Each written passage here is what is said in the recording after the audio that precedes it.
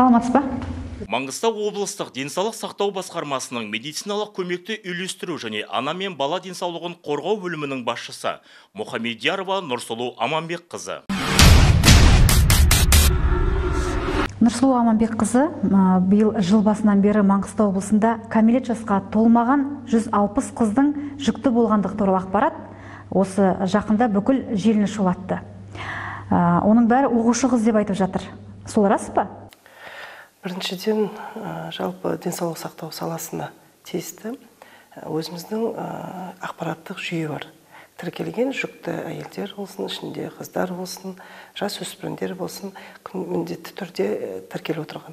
Осы жыл 2019 жыл басынан бері қарай тіркелген жасөспірімдер саны. Жасөспірімге 15 пен 18 жас аралығы жатады ішінде. Арасында да бар. Тіркелген бар. Бүгінгі таңда 160-тай жасөспірім әлі босануға күтілуде. 80-нен астам босанды. Олардың барлығы оқушы деген ол бірінші жалған ақпарат. Себебі жастардан келсек 16-17 жастағы жасөспірімдер. Осылардың барлығы да студент, колледждің студенттер біріншіден. Бірінші, екінші, үшінші курстың студенттері де бар арасында. Балды қыздардың арасында оның ішінде 17-18% сырттан келген студенттер. Олар осында келіп оқып жатқан басқа облыстың студенттері. Әрине бұл жерге келіп тіркелгеннен кейін ол біздің Маңғыстау облысының статистикасына енгізіліп кеткендей болып тұр ғой. Бірақ бұлар өздерінің ауылдың ішінде көбі студенттер қалды, оқып жатыр, жалғастырып, қалғандары көбі үйлеріне кеткендер де бар. Сол балдардың арасында біз жіктеп келгенде 15 жасқа толған, бірақ 16 жасқа неке жасы келіп тұрған тек қана 7 жасөспірім бар. Мен айтқым келіп отыр, бұл жерде үлкен бір үрей туғыздыратындар, ондай бір шу туғызатындай ешқандай жаңалық емес бұл. Себебі бұл соңғы 3 жылдан бері бұл қайта саны азайып келуде бұрынға қарағанда.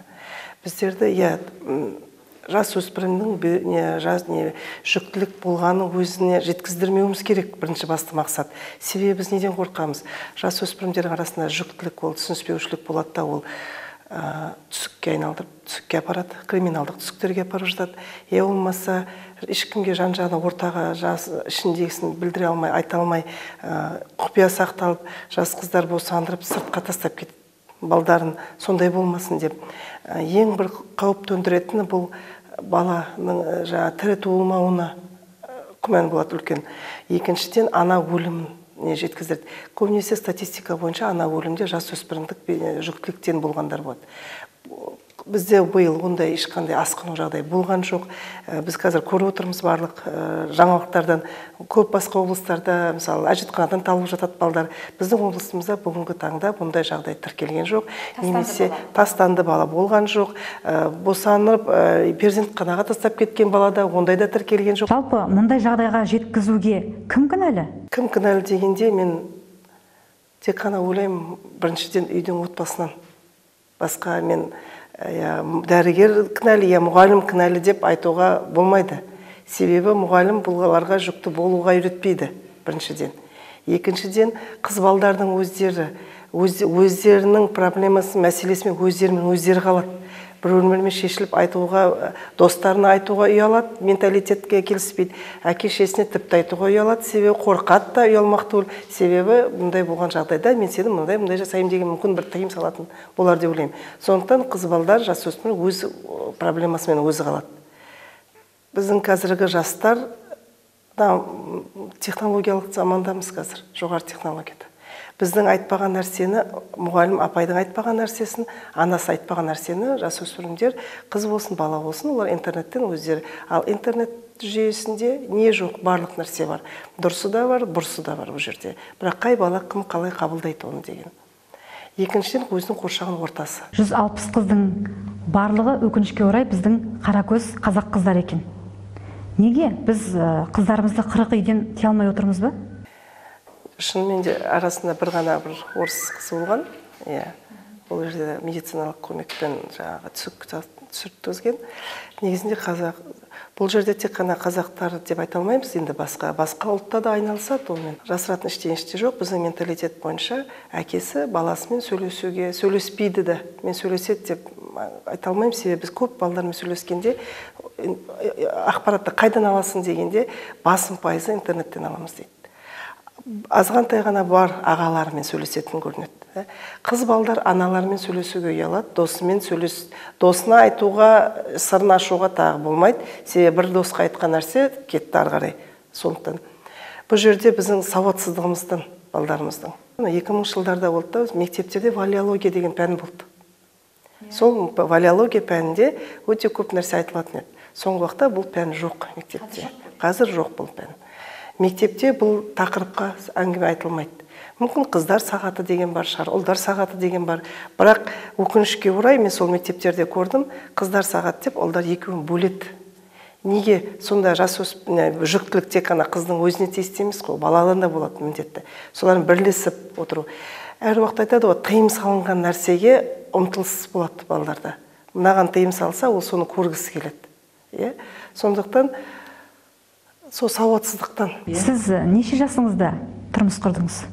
Мен өзім 24 жасында тұрмыс құрдым. Оқыдық, оқудан кейін 6 жыл мединститут болды. 1 жыл жұмыс жасауымыз керек, ол міндет ата-анамыздың алдында жұмыс жасап беруіміз керек деген сияқты. 24 жасында тұрмыс құрдым. Маңғыстауда 15 жастағы жігіт те қыз да 15 жаста колледждің студенттері шаңырақ көтеріп айды аспаннан бір-ақ шығарды. Бұған көзқарасыңыз, жалпы ерте үйленуге көзқарасыңыз қалай? Бұл заман талабы біріншіден.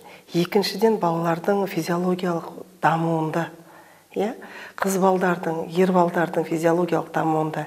Егер денсаулық жағдайына қарағанда, екінші жыныстық органдардың дамуы бұрынғы кезеңдерде 14-15 жастан дамып келсе, бүгінгі таңда 9-10 жаста қыз балдардың жыныстық органдар дамып бастайды. Ол ажаны табиғаттың әсері біріншіден. Оған тыйым салынбайды ешқандай. Екіншіден біздің жас жігіттер бар, өте көптеген жас өспірім, соның ішінде мен әлі де айтамын, біздің қазақ балаларымызда варикоцеле деген ауру болады. Қуғының тамырының тартылуы. Оған мен де сұрақ қойдым хирургтар, неге біздің балалар, жігіттер тек барлығы осы диагнозбен етеді деп, неге басқа ұлт жоқ деп. Себебі ол жаңағы айтқан өзінің ағзасында гормондардың дамып келе жатқаны, ол жігіт болуы, жігіттік жыныстық органдардың дамуына ол әсер етеді барлық нәрсе. Және ке ол қазіргі жастарымыздың, және қыздарымызды, балдарымыз қалай киінеді, көріп отырсыңдар өздеріңізді. Ол ажаны табиғат бар нәрсені ол қалай тыйым салады бір-біріне.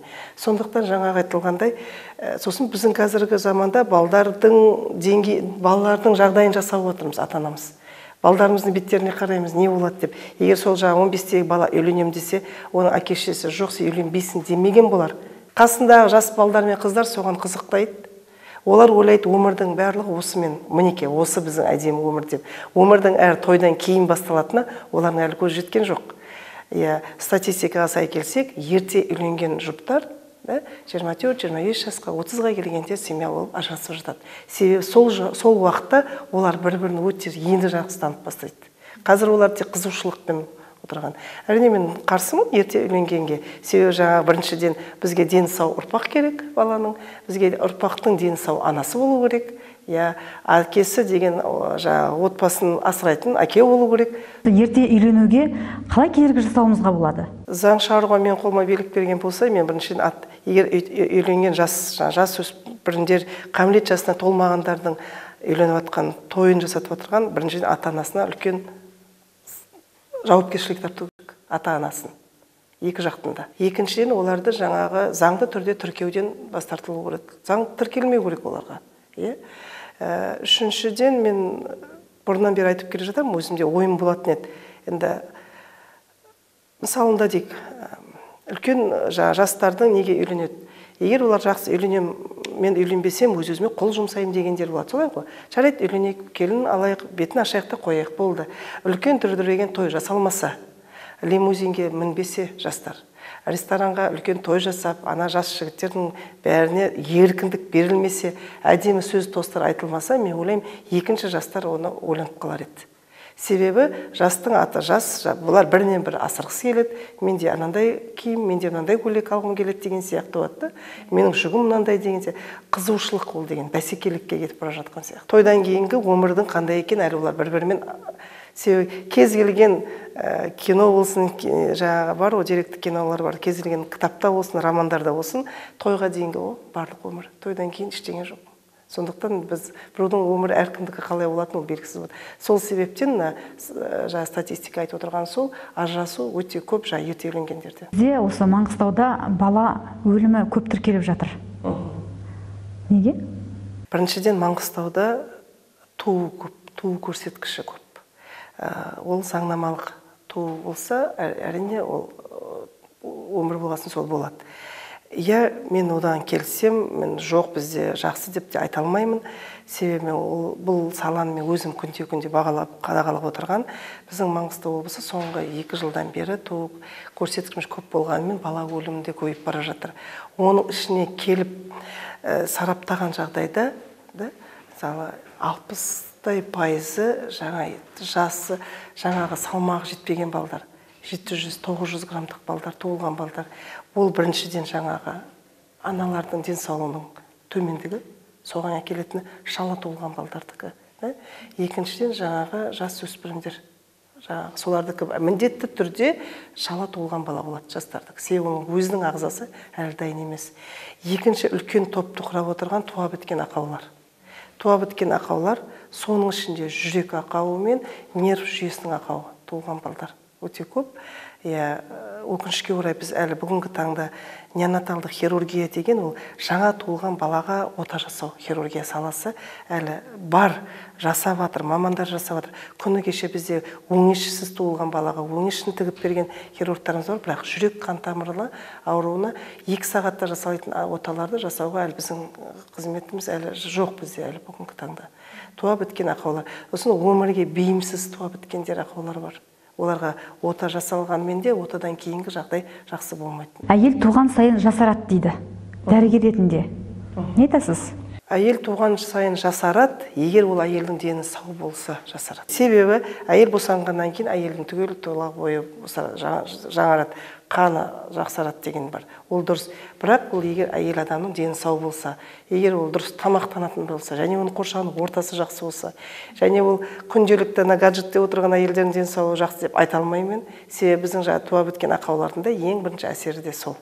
Біріншіден, бірақ мен әйелдерге сіздің бүгінгі сұхбатыңыз пайдаланғым келеді. Жылда 2 кезек туатын әйелдеріміз бар, ол өте сапасыз. Сапа саны барды, сапа жоқ деген сөз болады ғой. Балдарымыздың шетіне осыдан келеді. Арасына жыл жарым, 2 жыл салса абзал болар еді. Соңғы уақыттары осы дәрігерлерге көп сын айтылып жүр қоғамда. Бұған не дейсіз? Жұмыс жасаған жерде әр уақытта қателік болады ғой. Сын айтылса да біздің дәрігерді танымалдығымыз да бар шығар бір жағынан. Халықтың да енді күнделікті халықпен кездесіп отырамыз ғой. Бізде айтатын еді, неге мына шағым көбейіп кетеді деп. Шағымның деген біраз ішінде негіздісі бар. Дұрыс түсініспеушілік ол біріншіден. Дәрігердің де, мен дәрігерді бір жағынан қолдағым келеді, біздің Маңғыстау облысында өңірде ең тапшылық, дәрігер тапшылық сол. Бір дәрігер 3 адамның орнына жұмыс жасап отыр. Ол да адам баласы, ол да біреудің үйдің анасы, ол да баласының жағдайын күтіп отырады. Барлық дәрігер жақсы я жаман деп айта алмаймын. Онда нерв жүйесі тозады. Күнде бір тек жұмыстан шығып кетуге дайын дәрігерлер де бар арасында да. Бірақ бізде бүгінгі таңда сол жағдай сақтатып қалу үшін дәрігерлердің мен пациенттің арасындағы қарым-қатынасты жақсарту үшін коммуникативтік дағдыларға үйретіп. Қазір біздің оқу барысымыз тек сол бойынша. Қалай сөйлесуіміз керек, орта буын мейірбикелерді соған дайындаймыз. Себебі дәрігерге, кез келген ата-ана дәрігерге міндетті түрде дәрігерге көріну үшін келмейді. Ол мүмкін тек бір сұхбат алу үшін, бір кеңес алу үшін келетін шығар. Бірақ соғанда қасына орта буын мейірбикелер дайындап, соларды дәрігердің жұмысын, жүктемесін азайтып отырмыз бір жағынан да. Екіншіден, қазір әлеуметтік желі бар. Мен мысалы бір кісі жазса, дәрігер маған бетті, солай деп бір шағым жазса, бізде өте көп деген сырттағы тыңдаушылар күтіп отырады, кім не айтар екен деп. неге жазбасқа? Жоқ, мен мына дәрігер мен бұрын маған осындай көмек көрсетіп еді деген бар. Мысалында. Ол бір жағынан біздің өзімізде қателігіміз шығар. Себебі біз дәрігерлердің статусын, мәртебесін көтеру әлі жеткіліксіз шығар деп ойлаймын. Біздің өзіміздің сала бойынша. Жақында мұғалімдердің мәртебесі туралы заң қабылданды. Ал дәрігерлер туралы заң қабылданды ма? Дәрігерлердің мәртебесін көтеруге ол біріншіден кодекс бар. Халық денсаулығы және денсаулық сақтау жүйесі туралы кодексте сол жерде қарастырылған. Біріншіден. Себебі дәрігердің жаңағы қателігі деп шығып жатады. Соны қайтадан қарастырылып жатыр. Врачебная ошибка деген бар үлкен бір. Негізінде Америкаларда болсын, Европада болса, врачебная ошибка деген үлкен бір ғалым ол деген. Бұл жерде деген міндетті түрде ол сотталу емес.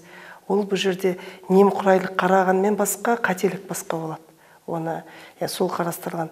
Екіншіден үлкен кодексте бізде қарастырылып отырған азаматтардың өзінің денсаулығына жауапкершілігін арттыру. Егер ол өзінің дертін, өзінің ауруын біле тұра, ұсынылған дәрі-дәрмекті қабылдамаған болса, жауапкершіліктің жоқтығы, ол бұл жерде дәрігердің осы жерде мәртебесі анықталады, көтеріледі деп. Ондай нелер көп қарастырылды. Дәрігер қандай болу керек? Дәрігер ол біріншіден адамгершілік. Менің өзім ойым.